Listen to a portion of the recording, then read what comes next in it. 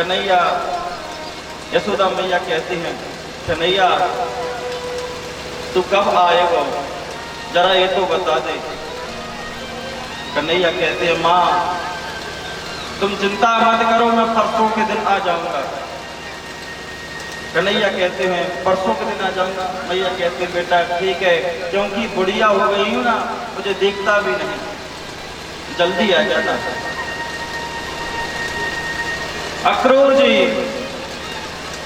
माँ और पुत्र का मिलन करने के बाद में अक्रूर जी अपने रथ में बैठाते हैं ना, और जैसे ही महल का दरवाजा खोलते हैं तो एक दृश्य देखते हैं कि जितनी भी गोपी ग्वाल थे सब महल के बाहर खड़े हैं, और बाहर खड़े होकर के रुदन कर रहे हैं, रो रहे हैं। गोपियां कहती हैं, हे गोपाल तुमने कैसे जान लिया, ये गोपियां तुमको जाने देंगी। हे अक्रूर, यदि तुम्हारे लिए किसी गोपी के, किसी ग्वाल के, किसी अन्यत्र के प्राण चाहिए तो ले जाओ, लेकिन मेरे गोविंद को मत ले जाओ। उन्होंने अपने आंसुओं को इतना बहाया कि वहां से पनारे बह गए। आसते विहानेन रथेन न्यामातिरम। रथ को पहिया को आगे बढ़ाया। कन्हैया ने गोपियों से कहा, चिंता मत करिए देवी, मैं अवश्य आऊंगा और जल्दी आने का प्रयास करूंगा। देवियों को समझा बुझा करके हटा करके आज अक्रूर जी क्रूर बन करके कन्हैया और बलराम जी को ले जाने लगे। आज यशोदा मैया रुदन करने लगी महल में रुदन करते आज अक्रूर जी का रथ जैसे आगे को बजा है, यशोदा मैया दौड़ी आई है और पुकारा है कन्हैया, और जैसी कन्हैया को आवाज दी है, कन्हैया ने रथ पर बैठे थे, रथ से आज कन्हैया नीचे कूद गए हैं, यशोदा मैया के गले में लग गए हैं। यशोदा मैया से कहते माँ, यशोदा मैया से कहते हैं, माँ तू रो मत, मैं जल्दी आऊंगा। यशोदा मैया कहती है, वो आज ही पता चलो लाला, तू मेरा पुत्र ना है, मुझे आज ही पता चलो है तू मेरा पुत्र नहीं है। कन्हैया कहते हैं, माँ भले मैं तुम्हारा पुत्र हूं नहीं हूं, लेकिन जो मुझे प्रेम आपसे मिला है ना, वो कहीं किसी से मिला नहीं है।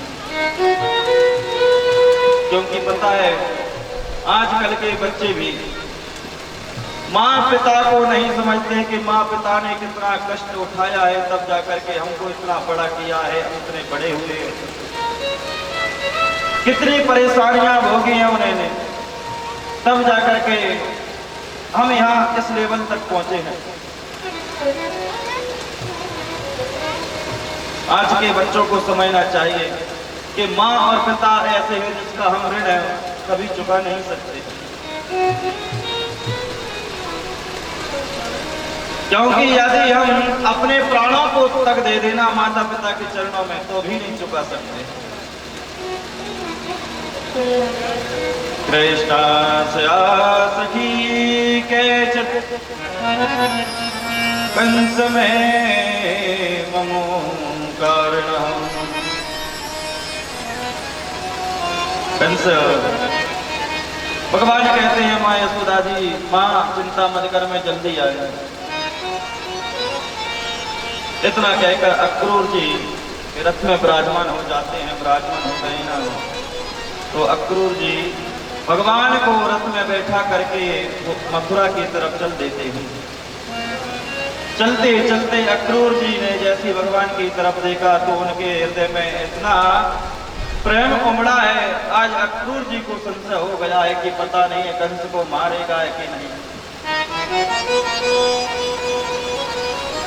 क्योंकि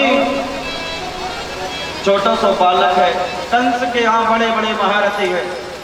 आज अक्रूर जी को मन में शंका हो गई, तो भगवान ने कहा, देखो काका के मन में शंका हो गई है, अब इनकी शंका को दूर करना है।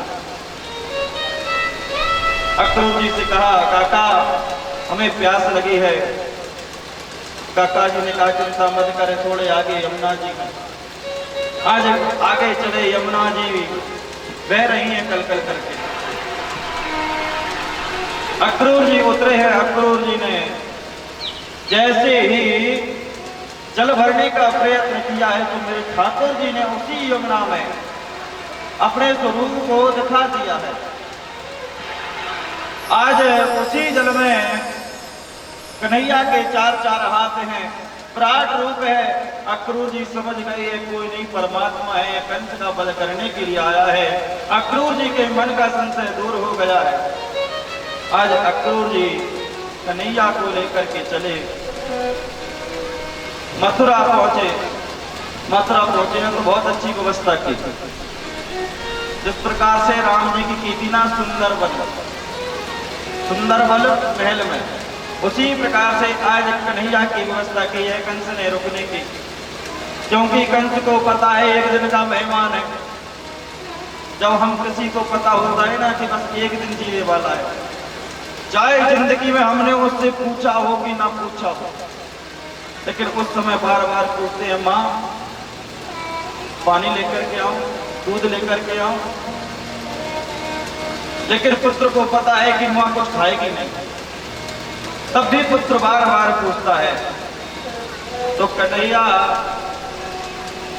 कंस सोचता है कि कन्हैया तो बस एक दिन का मेहमान है, अच्छे से व्यवस्था करो। बढ़िया बढ़िया आसन बिछाई है। उसी में अक्रूर जी ने कन्हैया को छोड़ा है, बलराम जी को छोड़ा है। और नंद बाबा ग्वाल बाल पहले आ गए तो उसमें रुक गए। नन्ही नन्ही छोटे से सखा है भगवान के, नंद बाबा के साथ कन्हैया और बलराम जी आए। कन्हैया और बलराम जी आए, थोड़ा सा जलपान किया। जलपान करने के बाद में नंद बाबा से कहते हैं पिताजी यदि आपकी इच्छा होना तो हम इस मथुरा नगरी को घूम करके आते हैं।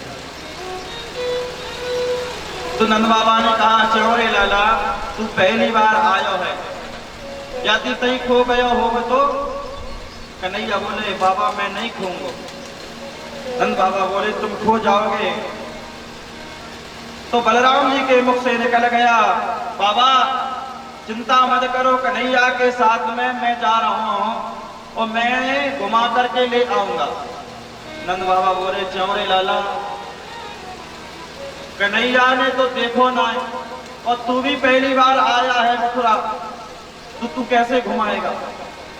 देखो मान लीजिए हम कोलरस हमने देखा है और कोई आ गया तो उसको हम कोलरस में अच्छी तरीके से घुमा सकते हैं। अब मान लीजिए हमने सीपरी शहर को नहीं देखा है, सीपरी शहर को नहीं देखा है, कोई हमसे कहे कि भाई सीपरी शहर को घुमाना है तो हम कहते हैं भैया तुम नहीं भटकोगे हम नहीं भटकेंगे। बलराम जी कह रहे हैं कि हम कन्हैया को घुमा करके ले आएंगे। तो कन्हैया देखिए ना तो कन्हैया मथुरा कभी गए ना बलराम जी गए। गच्छन् ब्रजं तत्र ममते कारणं मतः।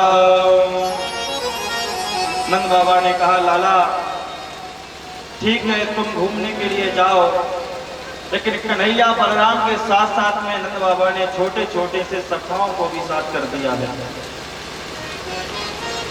कंस ने कह दिया था देखो कृष्ण और बलराम आए ना तो कोई उनका स्वागत नहीं करेगा, लेकिन मथुरा में भी भगवान के भक्त रहते थे। भगवान के भक्तों ने सोचा आज भगवान आए तो उनका हम स्वागत क्यों न करें।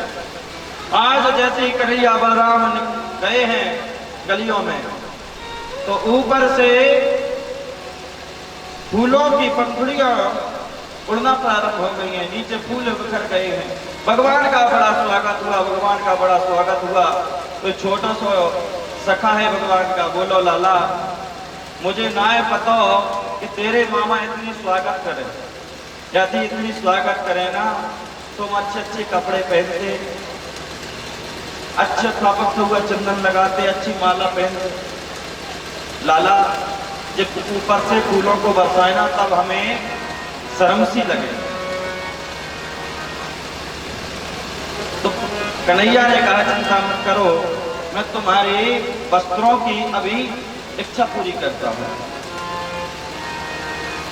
कि किम मया चरितम वस्त्रम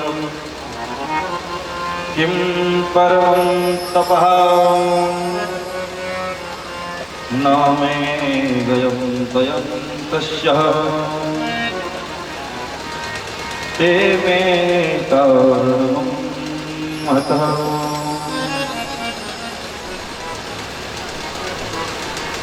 भगवान छोटे छोटे से सखा हैं, आज भगवान धोबी घाट की तरफ चल दिए। धोबी घाट की तरफ चले ना तो एक छोटा सा नन्हा सा सखा है, वो भगवान की उंगली पकड़ करके चल रहा है।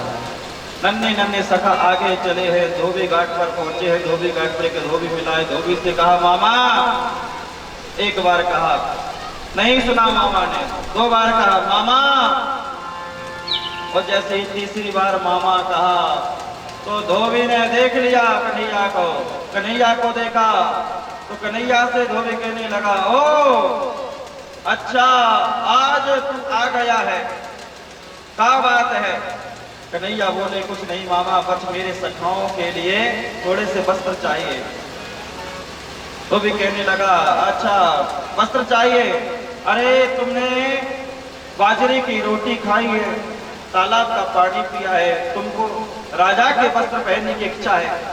जाओ, जो काम कंस को कल करना है वो आज ही मैं कर दूंगा।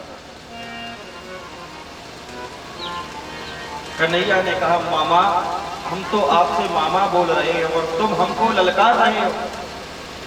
धोबी ने कहा, चिंता ऐसे बात नहीं मानोगे।